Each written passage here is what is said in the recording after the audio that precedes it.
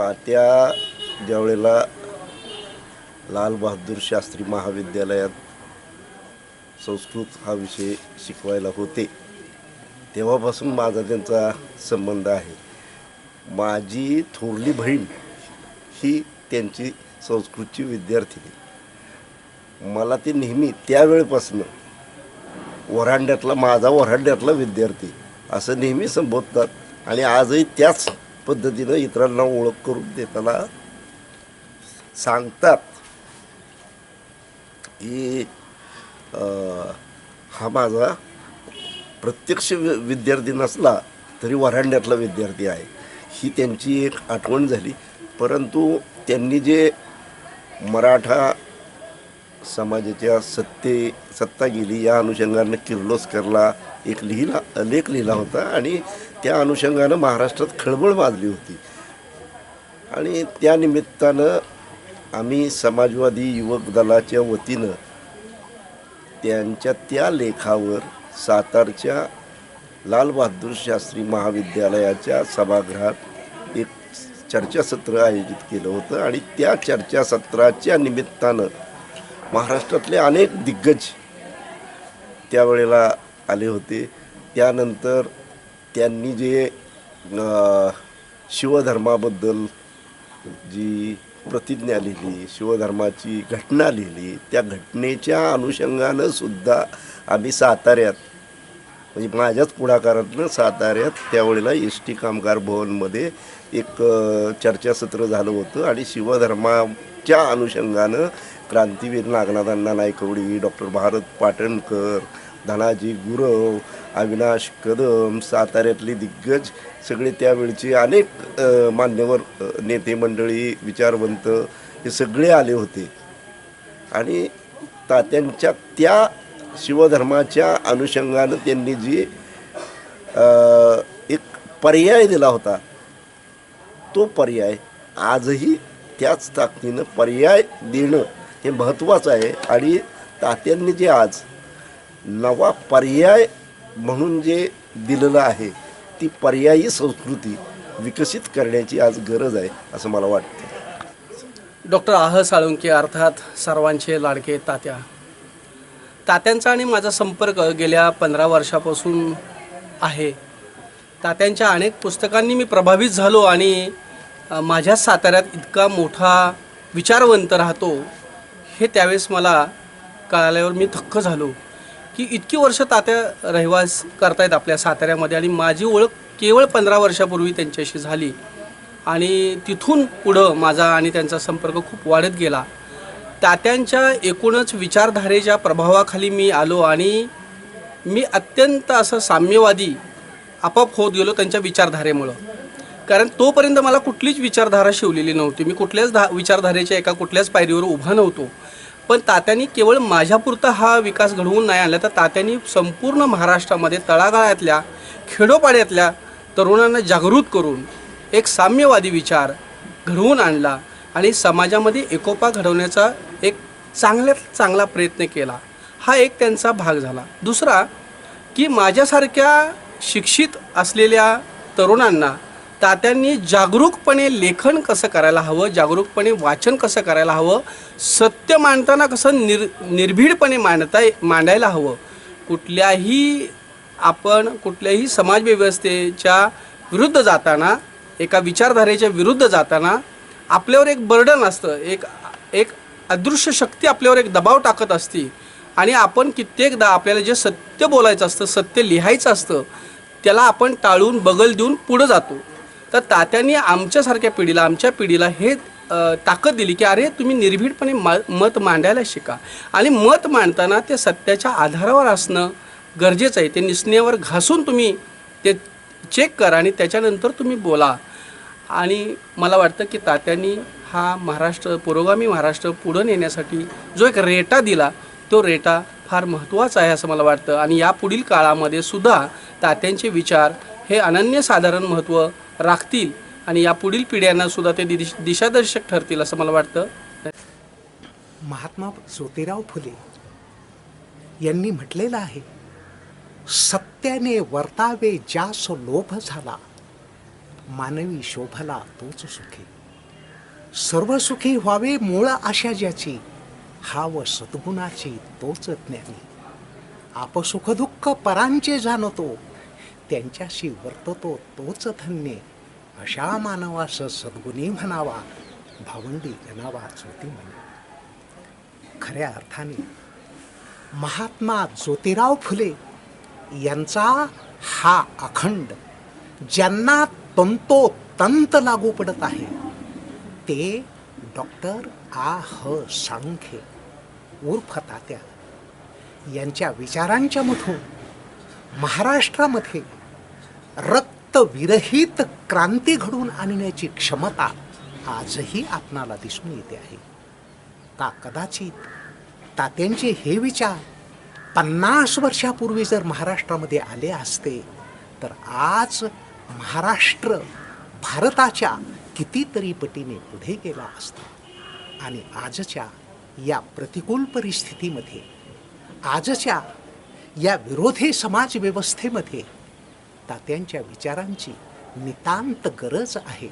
कारण तात्यांचे विचार माणसं जोडणारे आहेत, माणसं तोडणारे नाहीत. आज आपल्या देशाला गरज आहे ती माणसं जोडण्याची, आणि हेच नेमकं काम तात्यांनी केलेलं आहे. तात्यांच्या विचारांचा स्पर्श मला झाला हे मी खरोखर भाग्याचं समजतो. कलेच्या माध्यमातून तात्यांच्या पुस्तकांची काही मुखपृष्ठ करण्याचा योग आला आणि अधिक निकटता वाढली तात्यांच्यासोबतची. आणि ते पुस्तकांचे कव्हर करत असताना त्यांच्या विचाराची स्पष्टता आणि ॲक्युरेसी प्रत्येक गोष्टीतील कसं काय पाहिजे, काय हवं आहे ते, आणि तंतोतंत मी देण्याचा प्रयत्न करून तात्या बी समाधान पावली. त्यासाठी मला हे गोष्टीचा खूप आनंद वाटतो की तात्यांच्या काही पुस्तकांचे मी कव्हर करू शकलो आणि तात्यांची माझी चांगलं जवळीक आहे.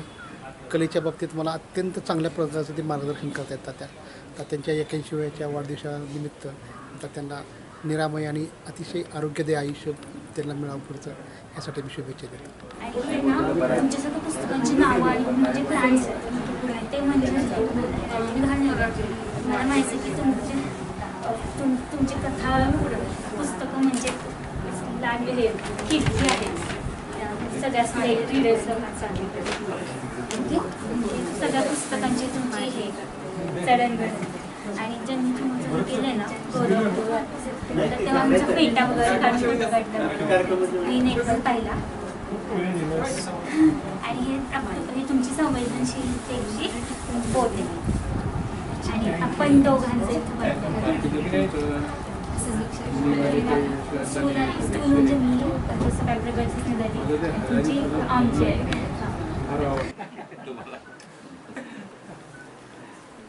दीपस्तंभ.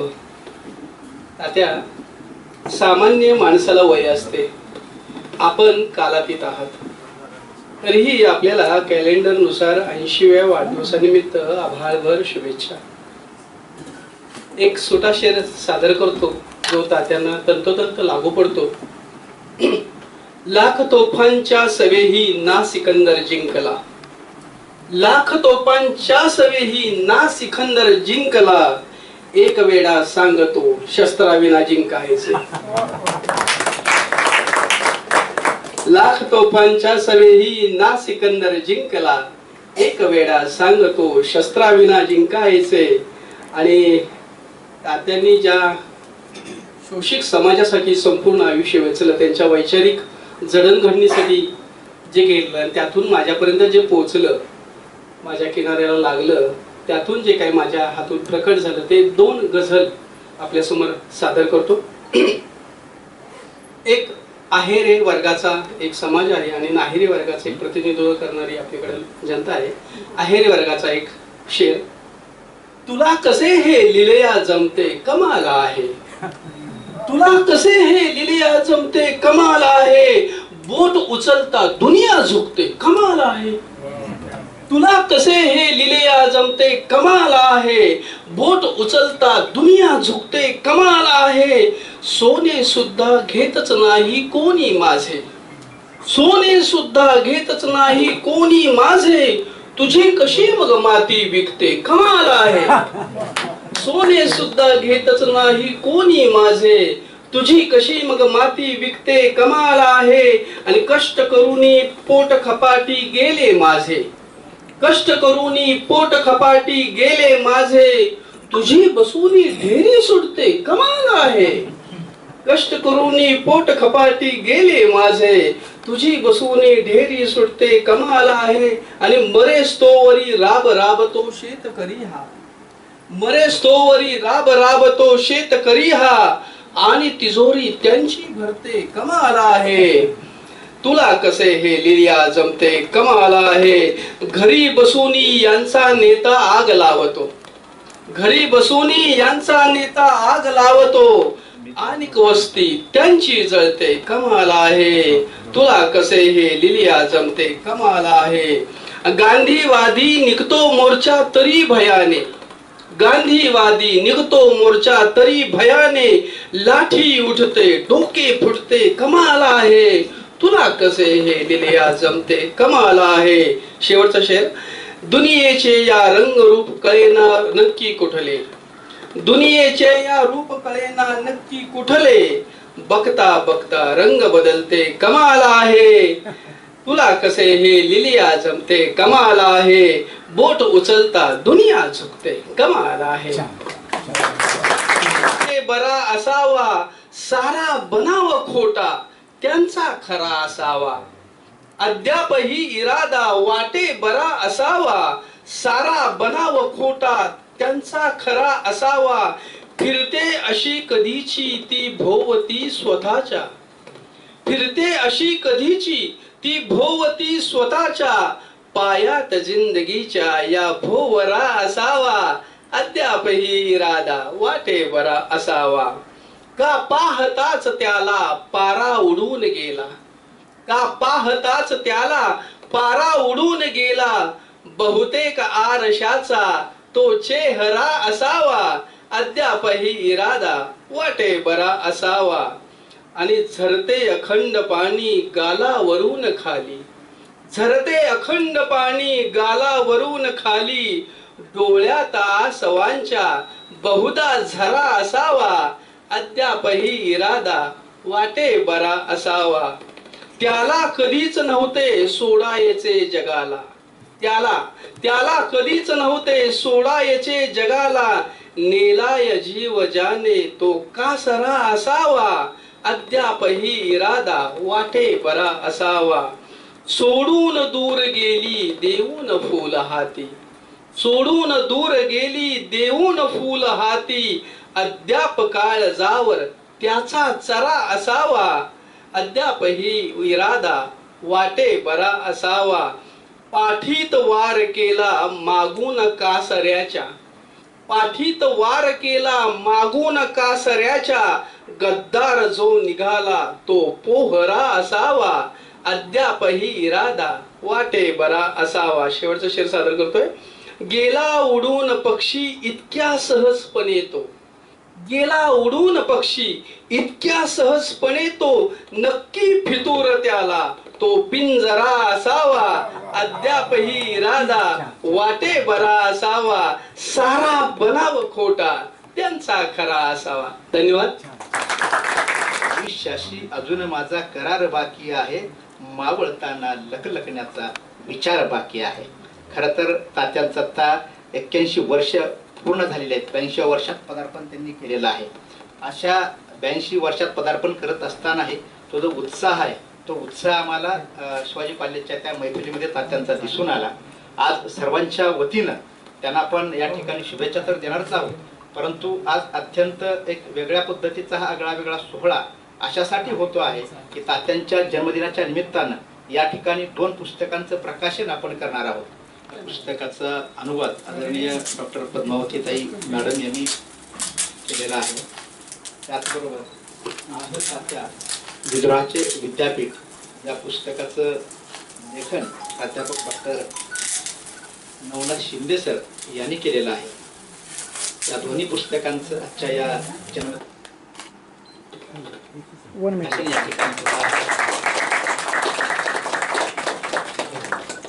आणि लहानपणी असं वाटायचं की ह्यांच्याशी बोलावं, आणि मग नंतर कळालं की हे घरातल्या बऱ्याच व्यक्तींची परिचित असलेली सन्माननीय व्यक्ती आहे.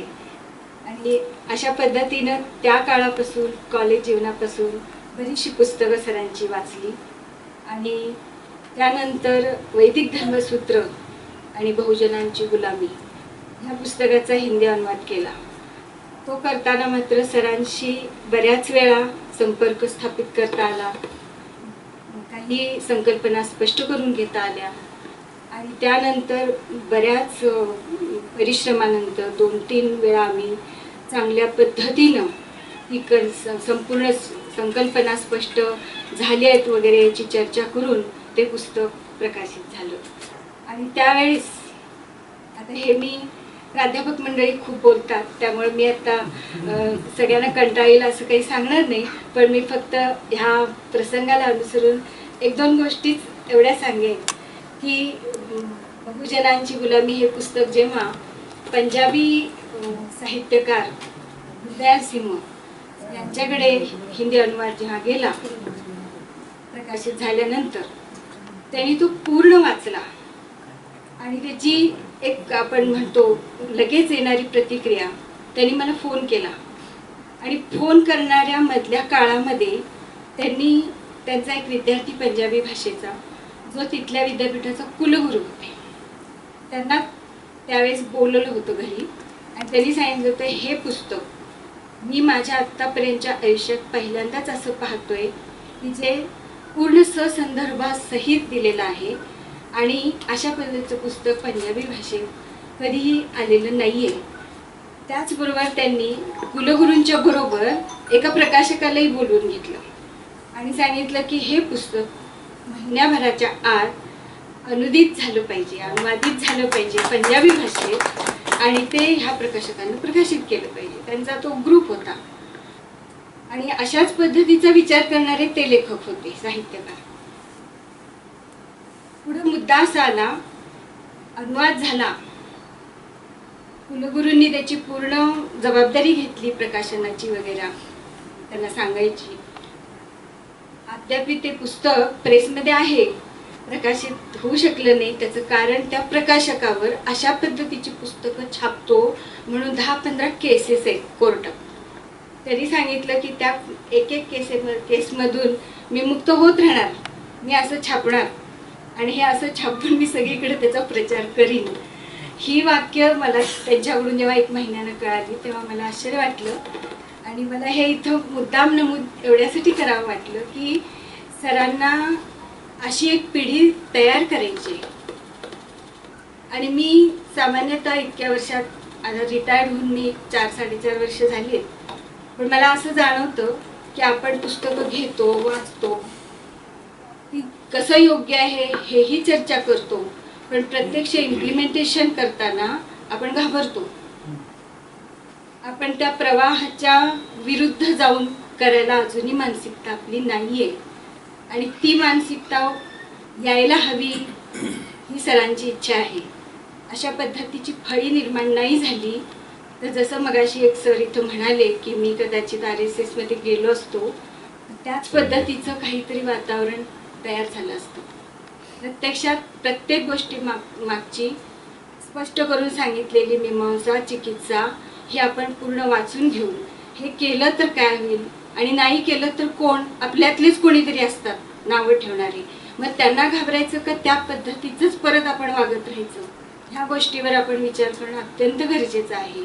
आणि मला सांगायला खरं तर ही आत्मप्रौढी नाही आहे, पण मी प्रवाहाविरुद्ध वागणारी आहे आणि त्यामुळं मी अशा पद्धतीचं सगळ्या प्रकारचं वाचते, लिहिते आणि याबाबतचं स्पष्टीकरण करत राहते. परमग्रंथांना धरून सांगत होते. बऱ्याच गोष्टी इटालियनमध्ये आल्या, मी त्या ट्रान्सलेट करून घेतल्या आणि मग मी अलेसेंड्रा मॅडमना वैदिक धर्मसूत्राची हिंदी प्रत दिली आणि ती त्यांना दिल्यावरती म्हणले हे असं नाही आहे, असं नसतं, वाराणसीत असं आहे. म्हणजे तुम्ही वाराणसीत जर संस्कृत शिकला तर तुम्ही हेच शिकणार, ह्याच्या पलीकडे जाऊन किंवा ह्या वैदिक वेदांच्या मध्ये लपलेले जे 2 ओळींच्या मध्ये लपलेलं जे जागा आहे, सुटलेली स्पेस आहे, त्यामध्ये काय आहे हे शोधायचा प्रयत्न केला पाहिजे. तुम्ही इथल्या मुलांना संस्कृत शिकून फक्त वैदिक ग्रंथ आणि साधू संत ना वगैरे वगैरेंचं जे काही एक वर्णन भारताचं मिळतं तेच जर तुम्ही प्रचार करणार असाल तर योग्य नाही, हे मी तिथं स्पष्ट सांगितलं कॉन्फरन्समध्ये पण. आणि त्यांनी आयुर्वेदावर धनादेश कोणाच्या हस्ते द्यायचा, आणि त्यावेळेला ते तरुण सगळे एकत्रित आले आणि म्हटले, अरे महाराष्ट्रामधली सगळी माणसं मेली जरी असली तरी एक माणूस मात्र जिवंत आहे आणि त्याचं नाव आहे गाडगे बाबा. चला आपण गाडगे बाबाच्या हस्ते ही ₹1,00,000 थैली कर्मवीर अण्णांना देऊ. ती गाडगे बाबाला घेऊन आले आणि एवढंच नाही तर गाडगे बाबांची आणि कर्मवीर अण्णांची साताऱ्यामधून मिरवणूक काढण्यासाठी त्यांनी हत्ती भाड्यानं आणला. आणि कर्मवीर अण्णा गाडगे बाबाला म्हणाले सहज, बाबा हत्तीवरती बसा. गाडगे बाबा खरमरीत असले, त्यांनी ते उत्तर दिलं, मी हत्तीवरती बसणार नाही. तुला हत्तीवर बसायचं असल तर खुशाल बैस, पण भाऊराव तू लक्षात ठेव, हत्तीवर बसायचं हे याड हाय याड. आणि हत्ती जसा आणला तसा निघून गेला.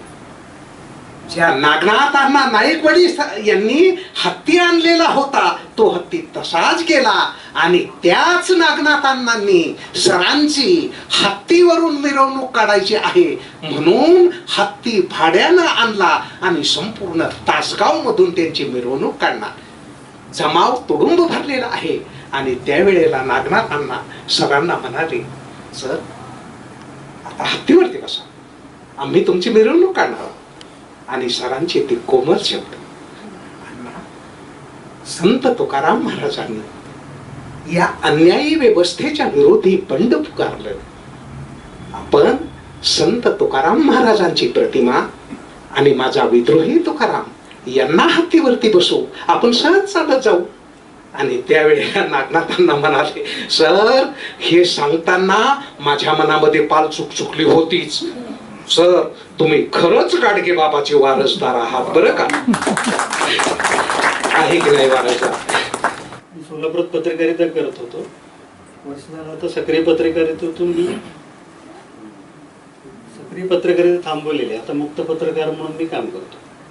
आणि अनुवाद, कवितांचा अनुवाद वगैरे अशी कामं सुरू आहेत.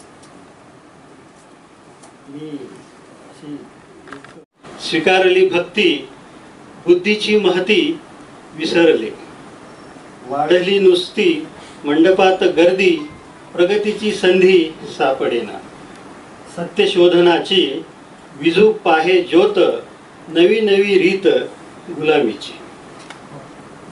दुसरे आपल्या आजकालच्या वयामुळे एक मी लिहिलेलं आहे थोडं, ते आता वाघनखाचं प्रकरण घडलंय, ते अजून वाघनख आलेले नाहीत आपल्याकडे, पण त्याच्यावर थोडंसं भाष्य केलंय.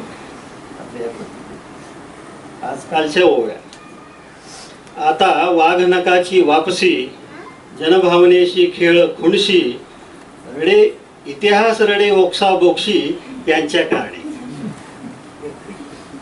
वाघनखाची सत्यता न पटे, आपल्या इंद्रजित सरांनी सांगितलेलं आहे, वाघनख ही खरी नाही. वाघनखाची सत्यता न पटे, इतिहास संशोधक हाणती रट्टे, तरी हवेत फिरवती दांडपट्टे निर्लज्जपणे. उग्र समस्यांचा पडावा विसर, इतिहासात रमवती निरंतर, जनकल्याणाची शक्यता धुसर करू पाहत. पहिल्या पिढीतली विद्यार्थिनी आहे, तात्यांची थेट विद्यार्थिनी असलेली. आता मोठे मॅडम इथं उपस्थित आहेत, आम्ही दोघी त्यांच्या विद्यार्थिनी. तर त्या विद्यार्थ्यांच्या वतीनं आणि आम्हा लाटकर कुटुंबाच्या वतीनं मी मनोगत इथे व्यक्त करते की अगदी संस्कारक्षम वयामध्ये म्हणजे 18-19व्या वर्षी तात्या आम्हाला भेटले. आणि भेटले म्हणजे सहज भेटले नाहीत, तर त्यांचं वर्गातलं शिकवणं ऐकून मी कॉलेज बदललं आणि शिवाजी कॉलेज सोडून मी LBS कॉलेजला ॲडमिशन घेतली. आणि तिथं आल्यावर असं समजलं की माझा FYला मी संस्कृत ठेवलेला नसल्यामुळं SYला घेता येत नाही आहे.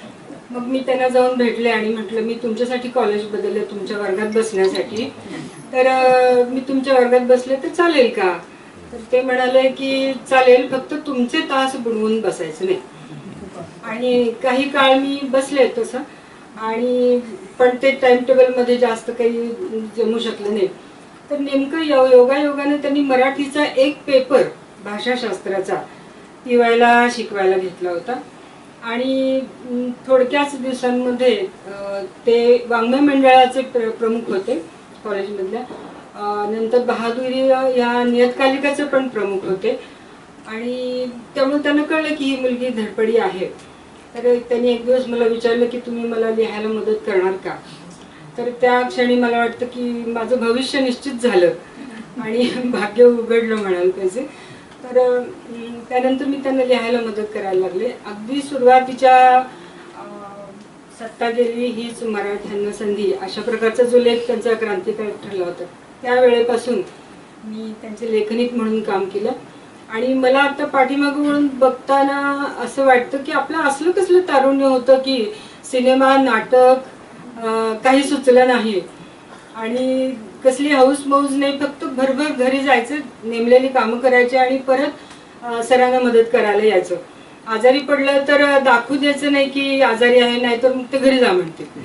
तर असं खूप छान काम केलं, मला आवडलं ते. आणि तेव्हापासून मला वाटत होतं की हे सर खूप मोठे होणार आहेत आणि एक दिवस असा येईल की आम्हाला अपॉइंटमेंट घेऊन भेटावं लागेल. तर ते काही खरं झालं नाही.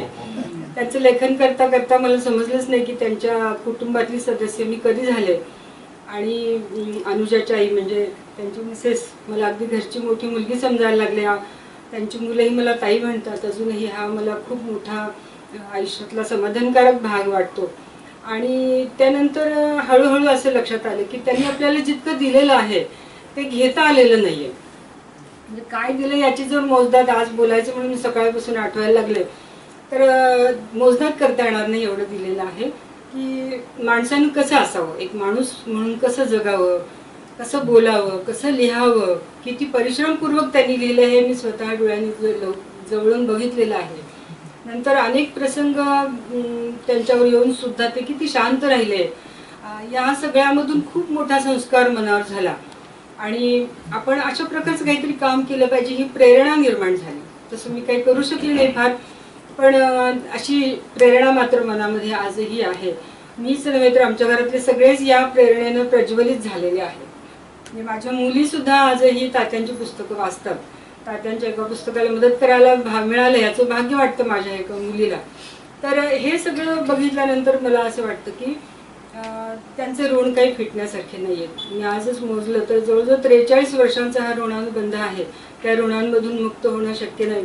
मला ह्या ऋणामध्येच राहायला आवडेल आणि फक्त या प्रसंगी मी त्यांच्याविषयी कृतज्ञता व्यक्त करते आणि पुन्हा एकदा त्यांना शुभेच्छा देऊन थांबते. वेगळं विचारांच्या बाबतीत आपण खूप नेहमी बोलतो, पण विचारांच्या बाबतीत काम वेगळं काय करायला पाहिजे ते इतके मुद्दे आता आज खरं तर मांडले आणि त्या दृष्टीनं आपण खरं तर काम करायला पाहिजे. आणि मला वाटतं खऱ्या अर्थानं आजचा वाढदिवस हा वेगळ्या आणि शब्दांच्या माध्यमातून, विचारांच्या माध्यमातून साजरा झाला. खूप छान गझल म्हटली त्यांनी की माझे सोने विकत नाही आणि तुमची माती कशी विकते. हे तात्यांना तंतोतंत लागू पडतं, कारण तात्यांची माती विकते, कारण मातीमध्येच तात्यांची मती मिसळलेली आहे.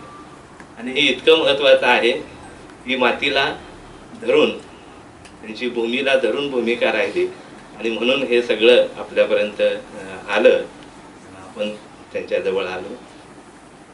जेमिनी शेल मॅडमने अगदी खूप थोडक्या ओळीमध्ये एक शुभेच्छा पाठवल्या तात्यांसाठी, तेवढ्या मी सादर करतो. महाराष्ट्राचे थोर विचारवंत, साहित्यिक, महापंडित, बुद्धिप्रामाण्यवादी, कवी, मधला एक शब्द मी उच्चारत नाही कारण तात्यांना आवडणार नाही, खूप कौतुक, प्रबोधनकार आदरणीय अण्णा अंजुबाई हरी साळुंखे सर, माननीय आह उर्फ सन्माननीय तात्या, 31व्या वाढदिवसाच्या कोटी कोटी शुभेच्छा. तुम्ही मार्गदर्शक, प्रेरणा, आदर्श, आशा, शब्द, विचार, वाणी, लेखन, चिंतन, मनन, अध्ययनाचे महासागर, तर्कशुद्ध विवेचन, समस्या निराकरण, मीमांसा, सत्याचे आगर, राजकीय, शैक्षणिक, सामाजिक, साहित्यिक, कला, संस्कृती सर्वत्र तुमचा वावर. तुम्ही कर्तृत्व, वक्तृत्व, नेतृत्वाचे एकमेवाद्वितीय धनी. अमृतधन बरसो सदैव तुमच्या आदर्शमय जीवनी. शुभेच्छुक. शैल जेमिनी, संघर्ष, सुनील, कविता दुधे, सुजाता लोखंडे, लीना पाटील, चंदन, डॉक्टर राम कोल्हे, दिनकर धाबेकर, विलास अवतारे, सूर्यकांत मुनघाटे. धन्यवाद. विद्यार्थी म्हणून मी भूमिकेत आहेत, मार्गदर्शक म्हणून सर आहेत. मगाची जसं लाटकर मॅडम म्हटल्या की थेट वर्गात मला सरांच्याकडून शिकता आलं नाही. तर माझ्या एवढा भाग्य फार कमी विद्यार्थ्यांच्या वाट्याला आलं की वर्गात न शिकता वर्गाच्या बाहेर तासन तास उभं राहून ज्या शंका कधीच कोणी विचारल्या नसतील सरांना, आणि अशा अत्यंत बालिश शंका, म्हणजे लहान मुलं एखादं विचारतं की सूर्य इकडेच का उगवतो, असल्या काहीतरी बालिश शंका असायच्या. आणि सर फक्त एकच वाक्य म्हणायचे की सुनील तुला कळत कसं नाही रे. आणि त्याच्यानंतर जे बोलणं सुरू व्हायचं, आत्ताच वसंतलाच बहुतेक म्हटलं की अजूनही लालबहादूर शास्त्री महाविद्यालयाचं स्टाफ रूम आहे तिथंच आहे. पुढे किरकोळ बदल झालाय पण सर आहे तसंच आहे, खुर्च्या त्याच आहेत वेताच्या. त्याच्या बाहेर एक दरवाजाच्या बाहेर एक खांब आहे. त्या खांबाच्या तिथं सकाळच्या वेळी सरांशी बोलत उभं राहायचो. आणि मला आठवते की विद्रोही तुकाराम ज्यावेळी चर्चेत आलं, मीही ते थोडंसं वाचलं आणि थोडंसं वाचून सरांच्याकडे गेलो. सरांनी पहिला प्रश्न विचारला, तू सगळं वाचलंयस का? नाही, सगळं वाचून ये. मग ते सगळं वाचलं. हळूहळू सरांची उंची कळणं एवढं वय पण नव्हतं, तेवढी समजही नव्हती, पण तेच बरं झालं सर. त्यामुळे मला खूप तुमच्याकडून न वाचता ऐकायला मिळालं. त्यामुळे विचाराची दिशा पक्की झाली की सरांना समोर इतकी वर्ष अनुभवलं, ऐकलं, पण त्यातून विचारांची जडणघडण झाली आणि जे पूर्व दूषित ग्रह होते ते बदलले. आणि त्याचा उपयोग मला नंतर झाला. सरांची अनेक म्हणजे व्यक्तिगत सरांचा स्नेह आहे, प्रेम आहे, पण त्याही पेक्षा एक गोष्ट सरांनी मला जी सांगितली होती ती मला अजून आठवतं की ते म्हणायचे की बोलायला जाशील तेव्हा शब्द माघारी घ्यायचा नाही, आणि लिहिशील तेव्हा शब्द तुला खोडावा लागणार नाही. एवढं संदर्भासह तू बोलायचे आणि लिहायचे. एखाद्या शिक्षकाचं व्यक्तिगत लक्ष किती असू शकतं त्याचा मी म्हणजे अनेकदा अनुभवलेला आहे. लिहिण्याचा संस्कार तुम्हाला सगळ्यांना माहिती आहे. म्हणजे आता जावळे सरांनी सांगितले की माझं नाव सुनील शिंदे आहे. सुनीलला न ला पहिली वेलांटी का दुसरी वेलांटी हे सरांनी माझं हस्ताक्षर पाहीपर्यंत मला कुणीही सांगितलेलं नव्हतं. म्हणजे नेहमी तुम्ही अजूनही पाहता की वर्तमानपत्रात सुनील नाव येताना पहिली वेलांटी येते, पण सरांनी मला तो नियम सांगितलेला होता, रस व दीर्घ, आणि मग सुनीलला तू दुसरी वेलांटी दे. सर तेव्हापासून मी सुनीलला दुसरी वेलांटी देत आलो. विद्यार्थी म्हणून किती विश्वास असायचा. एक छोटस उदाहरण, 1992 साली आमच्या महाविद्यालयाला 25 वर्ष पूर्ण झाली होती आणि एक स्मरणिका काढण्यात आलेली होती. आणि त्याच्यामध्ये प्राध्यापकांचं हृदयगत नावाचं संयम कसा असावा, सौजन्य कसं असावं विचारांमध्ये, आचारांमध्ये, ही भूमिका सरांकडून मला शिकायला मिळाली. आज मला सरांचा आशीर्वाद मिळतो.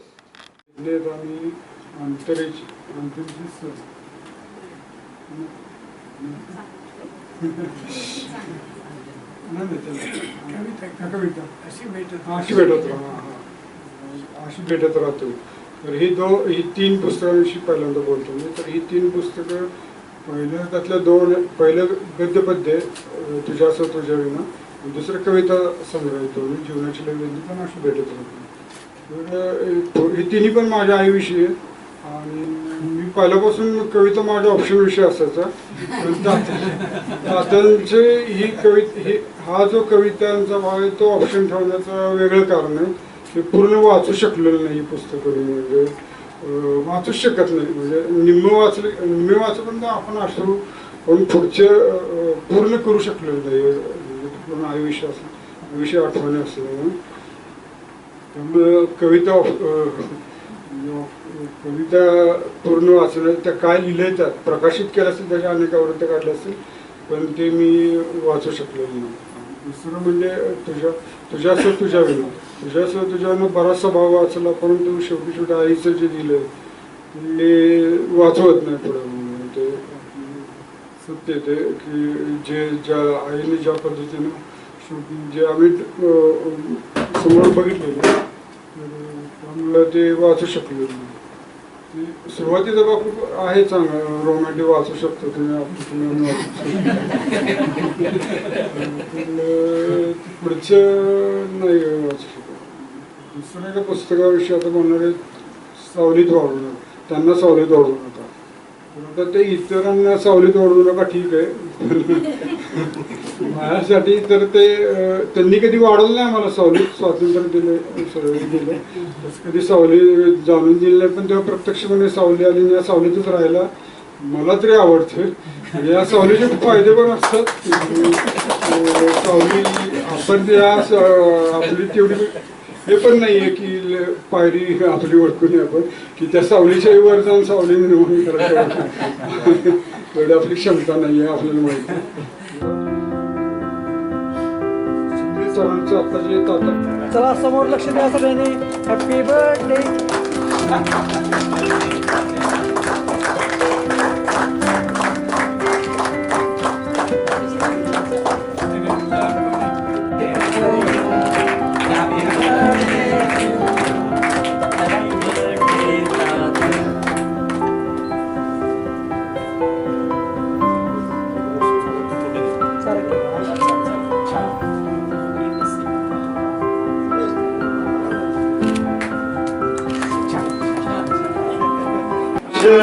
भारता कष्टकरी जनता भूषण भारता वंदन करी तो मदगरीता वंदन करी तो मदगरीता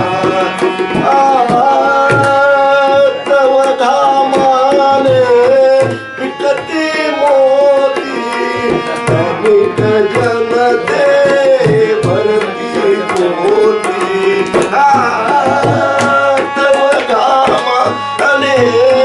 विकतील मोती अनेक जनते भरती मोती ऐशी विषमता गांधीचे भारता ऐशी विषमता गांधीचे भारता आपण सर्वही वाहतो चिंता आपण सर्वही वाहतो चिंता जनता भूषण भारता वंदन करीतो पदगरीता